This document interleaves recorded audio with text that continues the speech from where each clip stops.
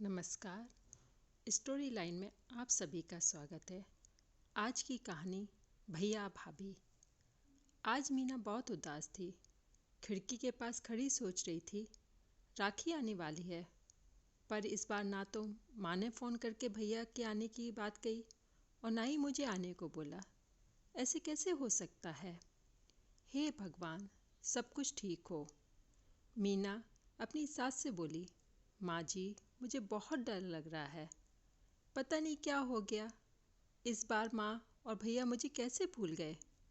आगे से सास बोली, कोई बात नहीं बेटा, तुम एक बार खुद जाकर देखो। सास की हामी मिलने के लिए थी कि मीना अपने पति के साथ मायके चली जाती है। इस बार घर के अंदर कदम रखते ही उसे सब कुछ बदला बदला महसूस लगता है। पहले जहाँ उसे देखते ही माँ पिताजी के चेहरे खुशी से खिल उठते थे, इस बार उन पर परेशानी की झलक साफ दिखाई दे रही थी। आगे भाभी बढ़कर दौड़कर उसे गले लगाती थी और भैया देखकर खुश होते थे। ऐसा इस बार कुछ भी न था। जैसे तैसे उसने रात बिताई।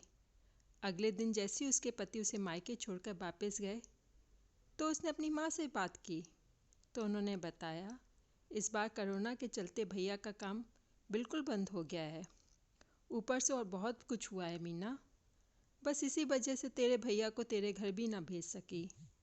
मीना बोली, कोई बात नहीं माँ, ये मुश्किल के दिन भी जल्दी से निकल जाएंगे, आप चिंता ना करो।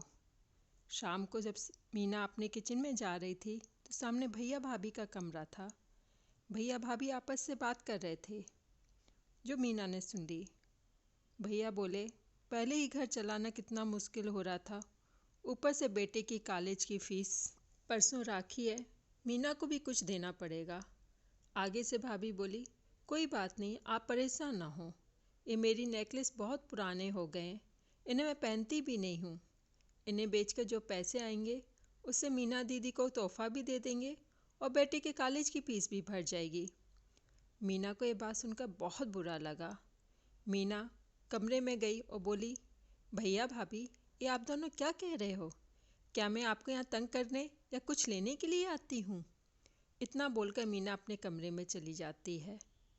तभी उसे याद आता है, शादी से कुछ समय पहले जब वह एक मल्टीनेशनल कंपनी में नौकरी करती थी, अच्छी खासी सैलरी थी, तो बड़े शौक से पहली सैलरी लेकर पापा को दी तो पापा ने कहा, बेटा इसे अपने पास ही रखो, मुश्किल वक्त में काम आएंगे। इसके बाद वह हर महीने की सैलरी बैंक में जमा करवा देती। शादी के बाद जब भी मायके आती तो माँ उसे पैसे निकलवाने के लिए कहती, पर मीना हर बार कहती, माँ मुझे अभी ज़रूरत नहीं है, जब ज़रूरत होगी मैं निकाल लूँगी। वह अगले दिन ही सुबह भतीजे को साथ लेकर बैंक जाती है और सारे पैसे निकलवा कर पहले तो वह भतीजे की कॉलेज की फीस जमा करवाती और फिर जो पैसा बचता उसे लिफाफे में रख देती। अगले दिन जब भैया को राखी बांधती है तो भैया भरी आंखों से उसके हाथ पर 100 का नोट रखते हैं। मीना मना करने लगती है तो भैया बोले, ये तो शगुन है पगली, मना मत कर। मीना ने भी वह लिफाफा भैया के हाथ में थमा दिया। भैया बोले, ये क्या है मीना? मीना ने कहा, कुछ नहीं भैया, भाभी के गले में नेकलेस बहुत प्यारा लगता है। भैया और भाभी ने मीना को गले लगा लिया और रो पड़े।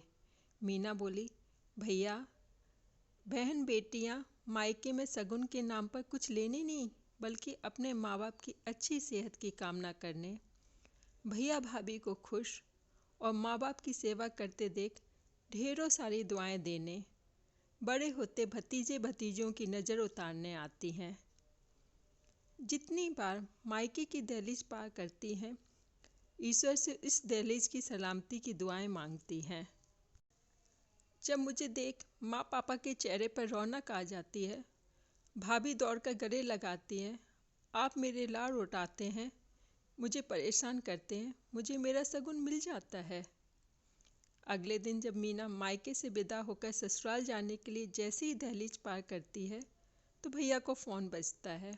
उन्हें अपने व्यापार के लिए बहुत बड़ा ऑर्डर मिलता है और वो सोचते हैं, सचमुच बहनें कुछ लेने नहीं बल्कि बहुत कुछ देने आती हैं मायके में। उनकी आंखों से खुशी के आंसू बहने लगते हैं। सचमुच बहन बेटियां मायके अपनी बेशकीमती दुआएं देने आती हैं। जब वे घर की दहलीज पार कर अंदर आती हैं तो बरकत भी उनके साथ अपने आप आती है।